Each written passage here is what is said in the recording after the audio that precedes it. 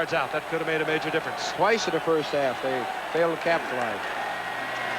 Broncos ball, 3rd down and 8. The ball at the Giants' 12-yard line. Elway from the shotgun. Elway protecting his body, slides to the 10-yard line, where it'll be 4th down and 6. The clock continues to tick away. I don't believe they're going field goal here. I don't believe this either. You have 6:27 remaining at 33-10, and you bring out the field goal unit. You don't win a lot of friends at home doing this. I don't think a fake field goal is going to fool anybody either. Well, maybe Danny thinks he has another quarter. He wants to see if I think the kind of Carlos can make one. It's kind of a stunned crowd. They don't understand it. 29-yard field goal attempt. Carlos better not miss this one. There will be no plane ride home. And he doesn't. He's successful from 29 yards out, and that shortens the lead to 33-13. A 20-point deficit with 6 minutes remaining. Danny Reeves, the coach of Denver, has got to be thinking that they could score 3 touchdowns and win the football game. Otherwise, you have to go for the touchdown there as opposed to the 3 points. Points on a Rich Carlos 29-yard field goal, but that only cuts the Giants lead to 33-13. Kind of a questionable call. They had a 4th down and about 6 yards to go for the touchdown. And Coach Danny Reeves, who is hard to question, he is the winningest coach in the history of these Denver Broncos, and they've had some good ones. The Giants are expecting the onside kick now. Denver's got a chance to onside kick. The ball has to go 10 yards. They're going for it now. They're shifting over. The Giants have their onside kick return team in there. The people with the best hands are there to field the onside kick. So evidently this was on Dan's mind when he decided to make the play. Oh, that's to go 10 yards. It does go 10 yards, and it's covered by Bobby Johnson. And there's a tradition the Giants have. When the game is pretty well locked up, and they usually get close to the 2-minute warning, they take one of those big cans there, the Gatorade can, and that's the drink that athletes seem to favor here in the United States, and they dump it over their head coach. And that, of course, Bill Parcells. They've been doing this now all season long, or much of the season, and the man who usually handles that chore is Harry Carson, the middle linebacker, number 53. And we'll keep our eye on that for you. It's kind of fun. It's become sort of a Giant tradition this season. 1st down and 10. The Giants have the football. They're in Denver territory at the 46-yard line. Rasan opening to the outside, gets the 1st down, and Wilson takes him out of bounds, but not until he gets inside the 30-yard line. This will give you an idea what's in that Gatorade bucket. 10 gallons, weighs 23¼ pounds, or 23¼ inches high, and weighs 12 pounds. They've been doing this off and on, but they really got serious with it this past year. And now Parcells gets kind of worried about it and becomes kind of a game they play on the sidelines. And I don't think Bill would want them to not do it, because he's a very superstitious coach, and he likes the ritual, I think. 28-yard line of the Denver Broncos. I think he likes the Giants, to win. Who, on their way to winning Super Bowl 21, have a 1st down and 10. Rasan once again. They want to keep that clock running now. When they run a running play or a completed pass, the clock continues to run. The Giants are trying to do that now. We're down close to 5 minutes and 30 seconds. You know, it's been such a long year, and as you look at these players, they have struggled and they fought. These are the 2 teams out of 28 that got here. The season began in all the heat and the steam and the suffering of 2-a-days in July. And here they are in January. Final game of the season. Bodies are hurting from all the games they've gone through. And such a disappointment for the losing team. Such jubilation for the winners. 2nd down and 7 Giants. Marthin. And the Giants, as Don mentioned, keep it on the ground, keep the clock moving. They get it inside the 25-yard line, a gain of about 3. It'll be 3rd down and 5. And if the score continues, this will be the 2nd Super Bowl that the Broncos have lost. They, of course, lost to Dallas after the 77 season, 20-10. Totally dominated in that game. They were coached by Red Miller back then. Tom Landry, of course, coaching the Dallas Cowboys. And there's Jim Burt, the big nose tackle. Got arms like Popeye. In fact, Jim Burt started that Gatorade ritual. He started it. and Harry Carson has perfected it. Roll out by Sims, and he's all alone. Bill Sims trying to get into the end zone. He gets to the 2-yard line. Great call. That's what you do in the final quarter of the last game of the season with your quarterback. Well, Phil Sims has had such a great day, and I'm sure that they knew that that call had a great chance to succeed. Watch the pursuit on the part of the defensive linemen of the Denver Broncos. They've been doing this. Sims knows that if he fakes the ball to Joe Morris, they're going to be going in that direction. He keeps it cleverly. Got a lot of running room. He's not going to do anything foolish. If there's a gang around him, he'll go down and not risk the chance of getting hurt.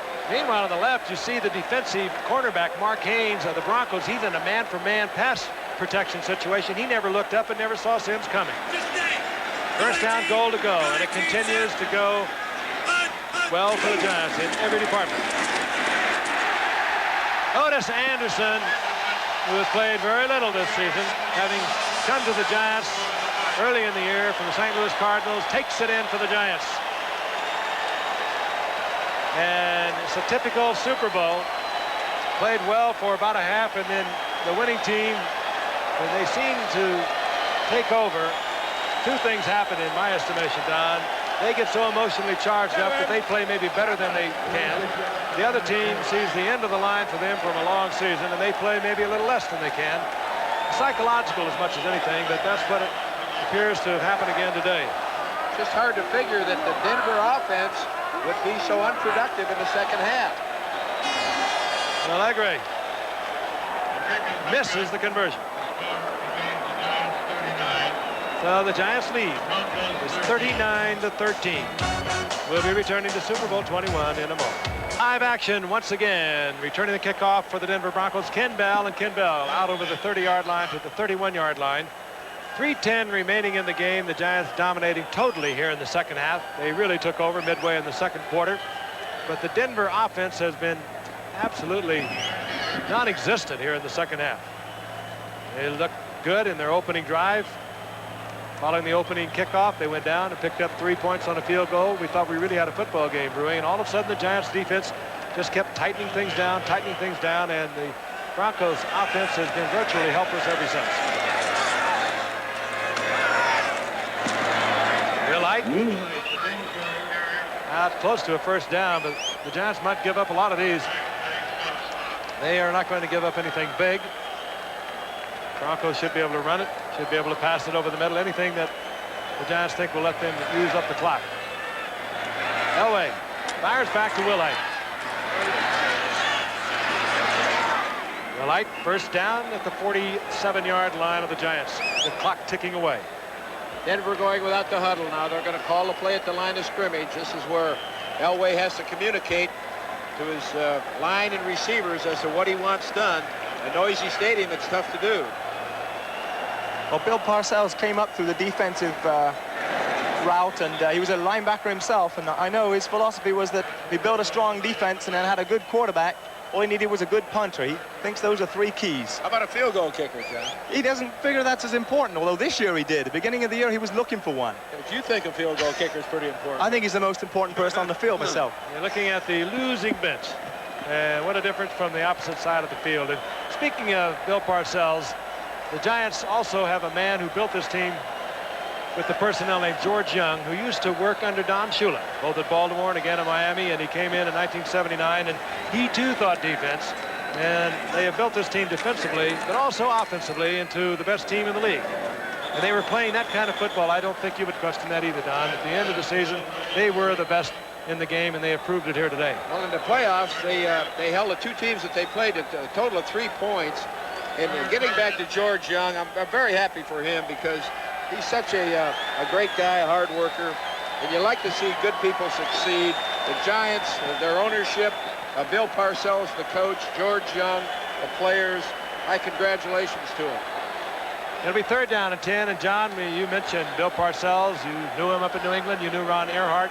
This has to be the end of a great journey for them to the top. It does. Bill was my next-door neighbor, and his 3 daughters were my babysitters, and I was annoyed when he moved to the Giants, but it was a good move for him, and He went down as defensive coordinator, and now he's head coach. Elway to Vance Johnson, and just to keep his hand in it, Elway fires a touchdown shot to the speedy Vance Johnson, the second-year man out of Arizona. Talked about him earlier, injured in the very first game of the season, had orthoscopic surgery, came back from that, and gets a Denver touchdown of 47 yards. There aren't many quarterbacks that can make this throw. Again, he starts to scramble. He lets the receivers get open, and then he rifles the ball in between the defensive people. Vance Johnson knows that Elway can get it there, makes a great catch, gets into the end zone. This is going to make defensive coaches excited for next year. John Elway, they all came up the same year. What was it, 1982? Your Dan Marino came up the same time. Jim Kelly of Buffalo came up. 6 Ken O'Brien. quarterbacks, right. And if it hadn't been for Elway deciding not to play with Baltimore, which is now Indianapolis, you'd have had them all in your division, John. That's right. Don? And of course, Elway was the first player taken. 6 quarterbacks taken in the first round. We got Marino as the 5th quarterback taken, and we're very happy with him. So there will be no question, I suspect, as to what the Denver Broncos will be doing on the kickoff. Don told you about the onside kick a few moments ago. The ball has to travel 10 yards before your team can recover it. Well, it's kind of interesting. Going out of the field, I think the MVP has been announced as Phil Simms. Could be little or no question that Phil Simms would win that MVP award. He was absolutely brilliant. 22 of 25, 268 yards, 3 touchdowns. He couldn't have quarterbacked it any better, would you say, Don? You want to stand back and applaud the performance that Phil Simms put on today, and you can see it coming. Last year in the Pro Bowl, this year when he had to make the plays, he made them, and in the Super Bowl, the MVP. My congratulations to Phil. There it is, the Gatorade stunt that we've been watching all season long. Bill Parcells, that was Phil Simms they nailed. That's the onside kick. And again, the Giants handled it. They were reading it quite well, and that's the time remaining in the game. Don, I may have kicked a dozen onside kicks in 10 years. I never saw one come back. This year, the recovered. statistic is amazing. I think of 30 to 40 onside kicks, only 4 were recovered. You think that you're going to do it when you try it, but the percentages are against you. Bill Simms has come out, and this is Bill Parcells again. He is the MVP. And in comes Jeff Rutledge, who hasn't played at all really this year. Held the ball on snaps, threw the ball once out of a field goal attempt, and he's giving him an opportunity to play in a Super Bowl. First down and 10. The ball inside the Broncos' 45-yard line. Tony Galbraith in there now for Morris, and Galbraith inside the 40-yard line, close to the 37-yard line, a gain of about 7. Jim Burt on the sidelines. He's not going back into this football game, as the Giants have it locked up with 1:56 remaining. 39-20 they lead. So it's going to be the Giants, the Super Bowl champions. Denver trying to make it a little more respectable. Bill Parcells. We'd like to thank George Hill, our statistician today. Kelly Hayes, our spotter, who spends a lot of time with us on Monday Night Football, as George Hill. Special thanks to Gary Francis, who has worked so hard helping us get the production of our weekly telecast on Channel 4 together for you each week. And of course, all the people at Channel 4 who have helped us make this a game of American football popular in Great Britain. We've made a lot of friends over this past season. We hope to be back there next August for a game that we are anticipating that will be played at Wembley Stadium. Second down and 4 as we resume play. The Giants leading 39-20, 1:50 remaining here in the contest. Well, Galbraith Frank, once again. Well, Frank, my J factor is actually working here because Jeff Rutledge is now the quarterback for the Giants. So it has worked out. The quarterback with a name beginning with J, Jeff, is going to be the winning quarterback. There it is. There it is. And the crowd was waiting for it. They were looking for it. Bill Parcells, in fact, the president of Gatorade sent Bill Parcells a gift certificate to replenish his clothing. I asked Bill how much it was for, and he said, well, say it was more than $5, but less than 5,000, so he wouldn't let me know. They should send him stock in the company. A happy coach. Time remaining. And Phil Simms will run out the clock. And I would suspect the Broncos might let it. That's Jeff Rutledge, brother. Bill Parcells is still gripping. Clock is stopped. as the Broncos, almost as a custom, take timeout. I think we're probably going to have a replay of the Gatorade incident. Yes, there's Bill Parcells. He's not all that unaware. He had his teeth clenched. That's cold. Even on a 75 Looks like he has a wetsuit on underneath. And there's Harry Carson. He has been on all the down years for the Giants over his long career, and he is especially enjoying the up year. An 11-year veteran. He has been a 6-time Pro Bowl participant, and the man who really has been the spirit of that defensive unit. For Danny Reeves, well, there'll be other years. He's in his 6th year as head coach.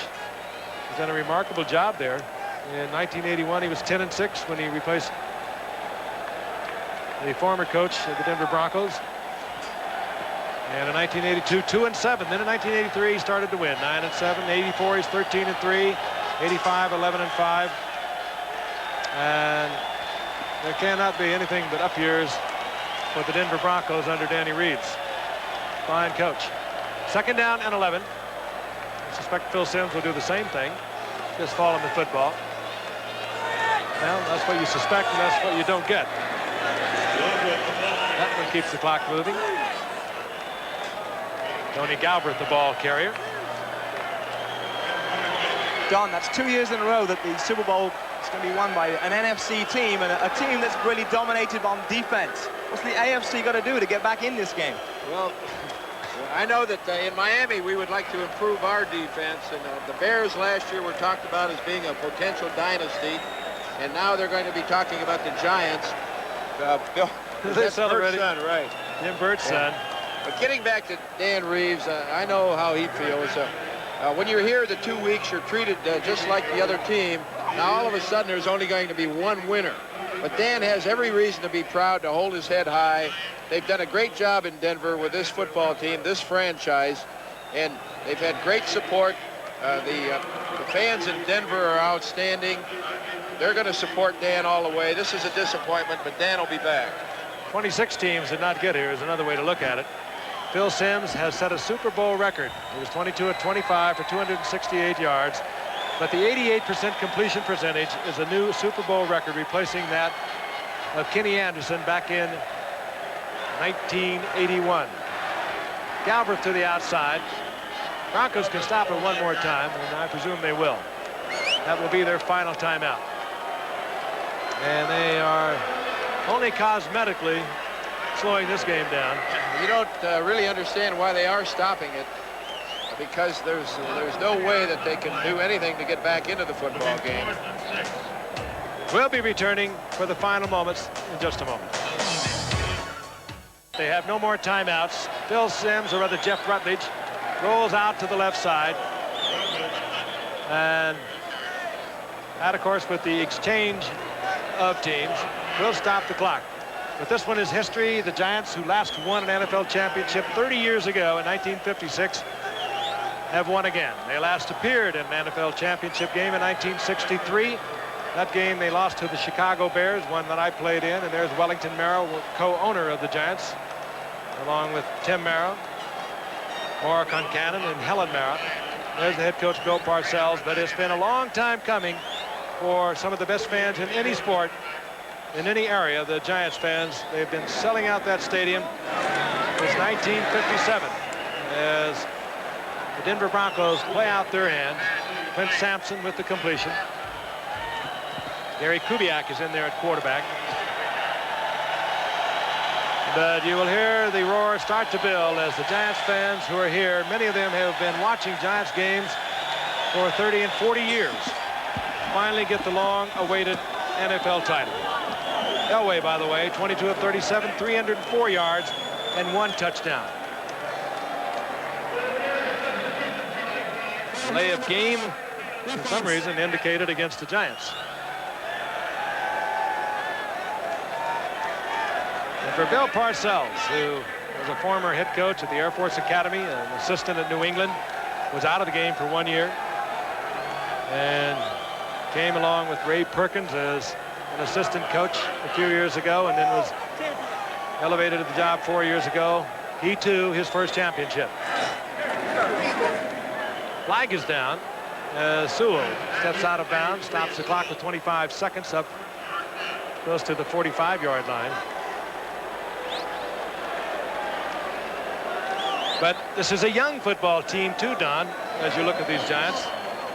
A lot of second-year men. They had 8 rookies make this ball club. They had 4 number 2 draft picks that made this team.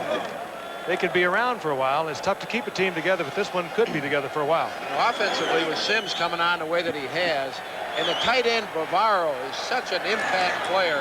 He just enables them to do so many things, running, throwing the possession pass, and then their great defense keeps other teams from holding the ball on them. So I think there are a lot of keys or secrets to their success. Bavaro has to be up at the top. That was Watson on the completion for a first down for the Broncos at the 34-yard line on a 23-yard pickup. But the problem with American football, Don, how do you keep them happy? Well, the Bears were totally dominated a year ago. That's a problem that all of us would like. I think that Parcells and the way that he operates, George Young, the Maras, such a solid operation that the Giants are going to be the team to beat. Kubiak fires and is complete. He gets the ball to Sampson, and Sampson steps out of bounds with another Bronco first down as they just keep the tension going until the wild celebration by the Giants fans, which will come in 8 seconds of active play, and that's all that remains in the game. Got to be happy for Joe Morris too. People said when he came into the league in '82 that he couldn't play, and he got his chance in 1984, and he took advantage of it against the Redskins when he first came in and helped them win that game, and he hasn't looked back since, and he's an inspiration to little men around the country. 2 years ago, Parcells didn't think he could carry the ball more than 10 or 12 times. Parcells himself wouldn't let him do it. He carries the ball 25 and 30 times and gets better every time he carries it. On this game, he's carried it 20 times for 67 yards and 1 touchdown. That's quite a performance from a 5'7". For some reason, the clock is stopped with 3 seconds on the scoreboard. And the celebration has begun as the final 3 seconds are ticked off. And the Giants of New York, who play their football in New Jersey, are the Super Bowl champions. A long time between championships as we look at the losing coach, Danny Reeves. 30 years ago, the Giants were champions of the NFL when they beat the Chicago Bears 47-7. They have defeated a good Denver Bronco team 39-20. They did it decisively here in the second half. And Bill Parcells is being carried aloft. You know that feeling, Don. What is going through his mind? This is what it's all about. I got my first ride when we were 17-0, and it's something that I'll always remember. The first one has to be the sweetest. There's a player in the league wants to get to the Super Bowl and the Pro Bowl, and I think this one's the biggest. They want that ring. They get paid a lot for the game, but that ring, to say you're the world champions, is what counts for a player. You want to be the best you can be, best in your position at one time. We're having a little video here. Pepper Johnson, number 52, is getting a good workout with William Roberts, an offensive tackle. And the elation on the face of the winning coach, Bill Parcells. This was a team that came together, played together as well as any team that I've seen in recent years. They were very quiet, they were very subdued. There's the MVP of the game, Phil Sims, who had a marvelous day today. They played like a team. They stayed together like a team. And in the end, so many great stories. McConkey is a great story. Wonderful stories. The locker room inside, that's Wellington Mara congratulating first Ron Earhart. Johnny Johnson, the trainer. Phil Sims with his arms around his offensive line. And there's McConkey, a free spirit in every way. He was traded away to Green Bay. They traded to get him back. And one of the heroes of the day here in the Rose Bowl at Super Bowl 21. The locker room, and there will be jubilation. There will be the Vince Lombardi Trophy awarded to the winning team. Wellington Mara, president of the Giants, will accept. There's Bill Parcells trying to quiet things down. And there is Lawrence Taylor hugging his coach. Lawrence Taylor struggled with the offseason. Committed himself for a substance abuse.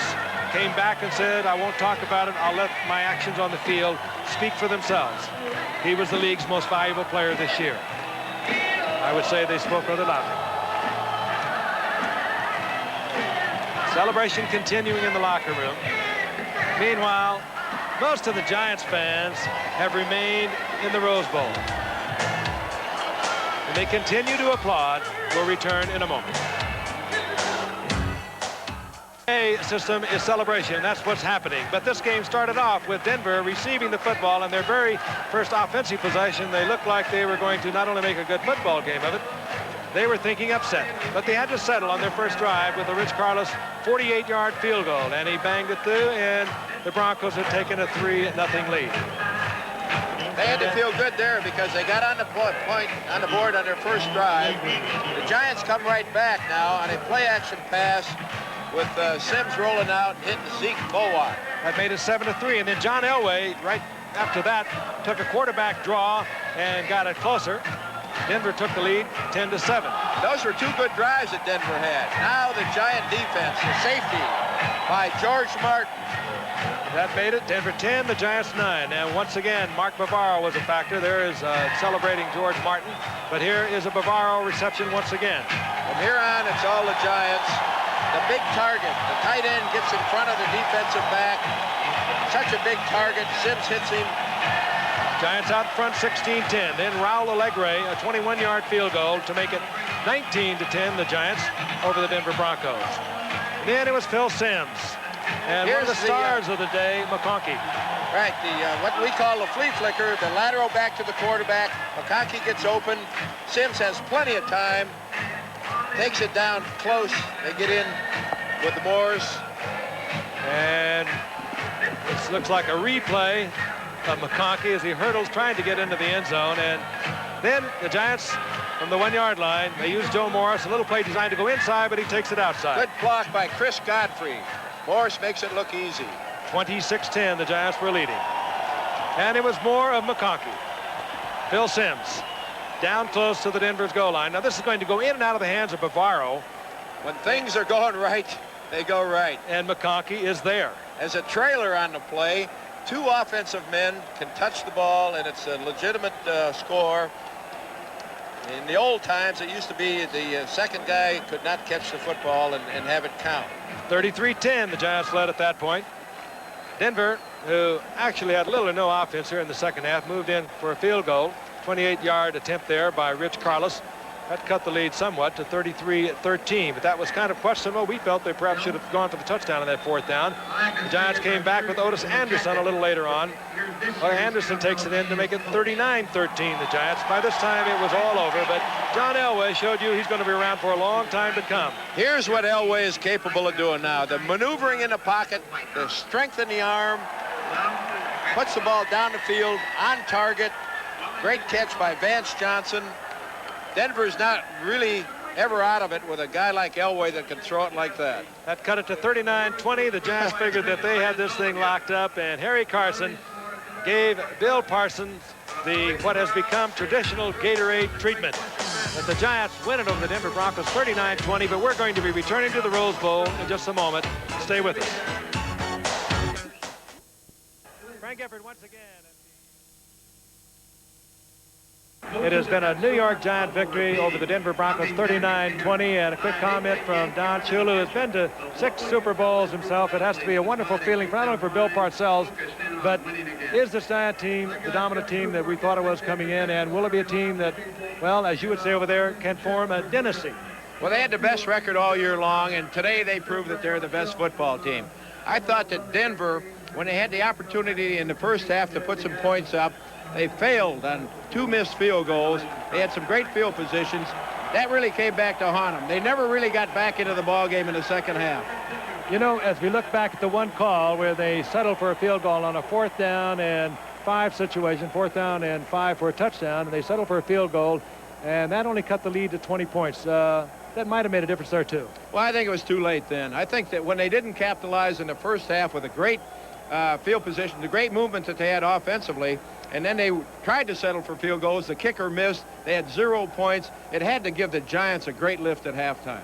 Okay, we'll turn to John Smith, who has to be feeling a little bit of elation on his own part because he knows quite well many of the players, but also the 2 coaches, Ron Earhart, the offensive coordinator for the Giants, and, of course, Bill Parcells, the head coach. They were there when you were in New England. That's right. Bill Parcells was the linebacker coach, and Coach Earhart was the head coach, a great offensive coordinator.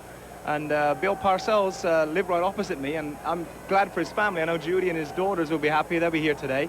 But he's worked hard. He's a diligent, hard-working coach and puts a lot into this game. And I know he's well respected by his players. The players love him because he's a player's coach. He jokes with them. He plays around with them. He really no nonsense coach, but they like that. They like the discipline that goes with it. They do. He's disciplined, but he's fair.